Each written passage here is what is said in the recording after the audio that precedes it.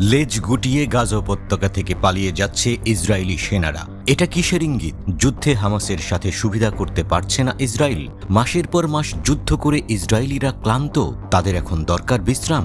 শুধুই কি বিশ্রাম, নাকি আড়ালে আছে গোপন কোনো কিছু? ইসরায়েল গাজা থেকে প্রধান পদাতিক ব্রিগেড প্রত্যাহার করেছে। ইসরায়েলি দখলদার বাহিনী আইডিএফ বলেছে নাহাল ব্রিগেডকে গাজা ভূখণ্ড থেকে প্রত্যাহার করা হয়েছে এবং দুটি রিজার্ভ ব্রিগেড দিয়ে প্রতিস্থাপিত করা হয়েছে। নাহাল ব্রিগেড গত 6 মাস ধরে গাজা উপত্যকায় অপারেশনে ছিল। এই ব্রিগেডটি মূলত গাজার মাঝখানে অবস্থিত নেটজারিম করিডোরে নিয়োজিত ছিল। গাজা উপত্যকাকে ভাগ করেছে নেটজারিম করিডোর। নাহাল ব্রিগেডকে এই করিডোর সুরক্ষিত করার দায়িত্ব দেওয়া হয়েছিল।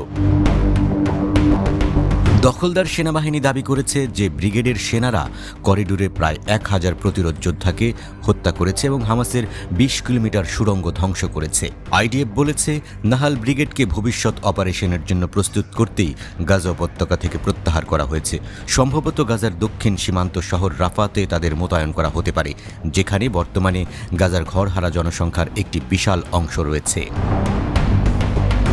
নাহাল ব্রিগেড 1948 সালে প্রতিষ্ঠিত হয়েছিল এবং 4টি ব্যাটালিয়ন নিয়ে গঠিত। ইসরায়েলের সব বড় যুদ্ধ এবং অপারেশনে কাজ করেছে এবং এটিকে ইসরায়েলি দখলদার বাহিনীর অন্যতম প্রধান ইউনিট হিসেবে বিবেচনা করা হয়। অভিজাত ব্রিগেডটি রাফাহতে একটি পরিকল্পিত স্থল আক্রমণের আগে বিশ্রাম এবং প্রশিক্ষণের জন্য সময় দেওয়া হবে। গাজায় ইসরায়েলের চলমান যুদ্ধের কারণে 14 লাখের বেশি ফিলিস্তিনি রাফাহতে আশ্রয় নিয়েছে। ইসরায়েলি পাবলিক ব্রডকাস্টার KAN বলেছে যে সেনাবাহিনী খুব শীঘ্রই রাফা আক্রমণ করার পরিকল্পনা করছে।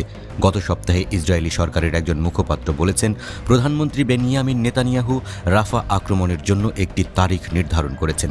রাফাহ গাজার শেষ অবশিষ্ট এলাকা, যেখানে ইসরায়েল এখনও ফিলিস্তিনিদের বিরুদ্ধে আক্রমণ চালিয়ে যাওয়ার জন্য তার সেনাদের প্রবেশের আনুষ্ঠানিক ঘোষণা দেয়নি।